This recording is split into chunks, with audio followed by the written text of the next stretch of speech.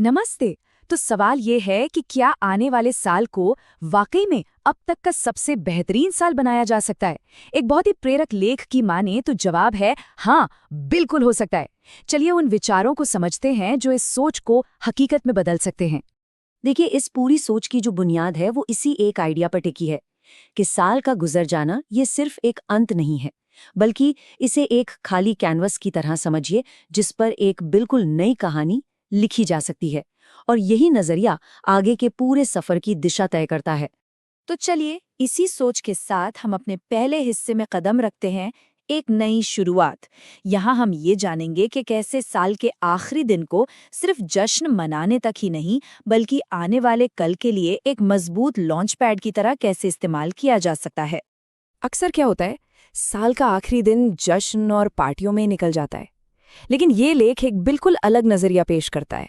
ये कहता है कि ये दिन आत्मचिंतन का, यानी खुद के साथ बैठने का एक बहुत ही कीमती मौका है। ये सोचने का कि क्या अच्छा हुआ, क्या सबक सीखे और आने वाले कल के लिए खुद को मेंटली कैसे तैयार किया जाए। ये गुजरे हुए वक्त को सम्मान देने और आने वाले वक्त को अपनाने का एक बेहतरीन संतुलन है। तो जब एक बार चिंतन हो गया, तो फिर अगला कदम क्या होना चाहिए? और यहीं से हमारा दूसरा हिस्सा शुरू होता है, सफलता का खाका। अब बात सिर्फ सोचने की नहीं है, बल्कि ठोस कदम उठाने की है। और इसके लिए एक बहुत ही साफ सुथरी योजना की रूपरेखा दी गई है।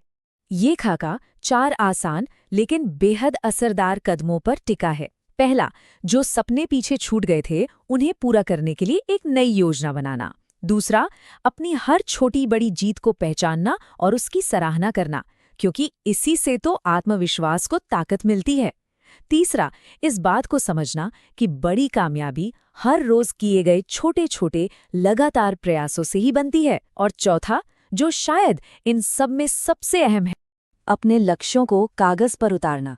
जी हाँ, इस आखिरी कदम पर खास जोर दिया गया है, क्योंकि सिर्फ मन में लक्ष्यों के बारे में सोचते रहना काफी नहीं है। उन्हें लिखने का जो काम है ना, वो एक सोच को एक ठोस इरादे में बदल देता है। जब कोई लक्ष्य लिखा जाता है तो वो एक धुंधली सी इच्छा से एक मजबूत इरादे में बदल जाता है। ये दिमाग को एक साफ संकेत देता है कि भाई ये लक्ष्य असली है, ये जरूरी है और अब इस पर काम शुरू करने का वक्त आ गया है। इस तरह वो लक्ष्य सिर्फ एक ख्वाब नहीं रहता, बल्कि आने वाले कल की एक ठोस योजना बन जाता है। तो एक ठोस योजना और मजबूत इरादे के साथ अब हम अपने आखिरी और सबसे प्रेरणादायक हिस्से तक पहुंचते हैं, महानता का वादा। ये वो हिस्सा है जो यकीन और व्यक्तिगत प्रतिबद्धता की ताकत पर रोशनी डालता है। अब ये सिर्फ एक अच्छी सोच रखने से कहीं ज्यादा है। ये एक वादा है जो हर इंसान खुद से करता है। ये एक ऐलान है कि आने वाला वक्त किसी के अपने काबू में है। ये वो मजबूत संकल्प है जिसे तैयार की गई योजना के साथ हकीकत में बदला जाएगा।